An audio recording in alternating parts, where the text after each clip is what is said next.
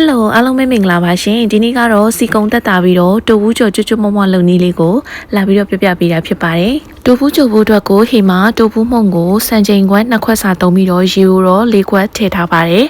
ပြီးတော့စားရဲစနင်းမုံလေးရဲ့ထည့်ပြီးတော့နှံ့အောင်မွေပေးပါမယ်ရှင်ပြီးတော့စပြီးတော့တိုဘူးကြိုလို့ရပါပြီကြိုတဲ့ခါမှာအောက်ခြေမှာအခဲလေးတွေရှိတဲ့အတွက်မပါသွားအောင်လို့ဟိမှာစကားလေးနဲ့စစ်ပြီးတော့ထည့်ပါတယ်ပြီးတော့အိုးမကတ်အောင်လို့စီလေးအနှဲငယ်ထည့်ပြီးတော့မှမီအေးလေးနဲ့အဆက်မပြတ်မှွေပြီးတော့ကြိုပေးပါတယ်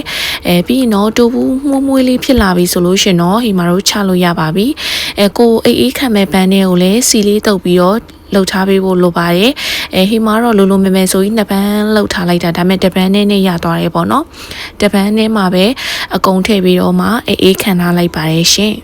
တိုဘူးအေးခံထားတဲ့အချိန်မှာဟိမာတို့တိုဘူးကြော်နဲ့စားဖို့အချင်းလေးဆက်ပါတယ်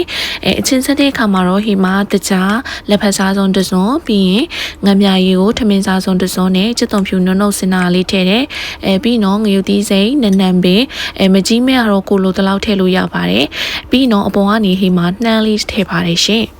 ပြီးတော့အားလုံးကိုတမသွားအောင်ရုံးမွေလိုက်ရပါပြီဒီအချိန်ကကြတော့ဒီတိုဘူးကြော်နဲ့ပဲစားတိုဘူးတုတ်တဲ့အခါမှာထည့်စားရင်လည်းအရသာရှိပါတယ်ပြီးတော့တိုဘူးအေးသွားပြီဖြစ်တဲ့အတွက်ကြောင့်မလို့ဟိမာတို့တိုဘူးကိုလိုသလိုစိတ်ကြိုက်ပုံစံလေးတွေလှီးပေးပါမယ်အေဖရိုင်ယာနဲ့ကင်မာဖြစ်တဲ့အတွက်ကြောင့်မလို့မထူမပါလေးတွေလှီးပြီးတော့ဟိမာအတွင်းထဲတွေပါကျွတ်လေးဖြစ်အောင်လို့ဒီမျက်နှာပြင်အပေါ်လေးတွေမှာဓာတ်ရလေးတွေပေးလိုက်ပါတယ်ပြီးတော့ဟိမာတို့ဒီအေဖရိုင်ယာပေပါလေးခံပြီးတော့မှအေဖရိုင်ယာထဲမှာတေချာအညီညာလေးစီပြီးတော့ထည့်ပေးလိုက်ပါတယ်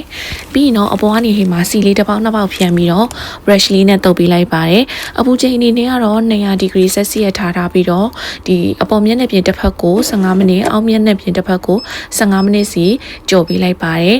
ပုံလေးကတော့ဟိမာ broccoli ပုံလေးပဲရွေးပေးထားပါတယ်ဒါဆိုရင်တော့ကျွတ်ကျွတ်မွမွအနေထားလေးဖြစ်သွားပြီပေါ့နော်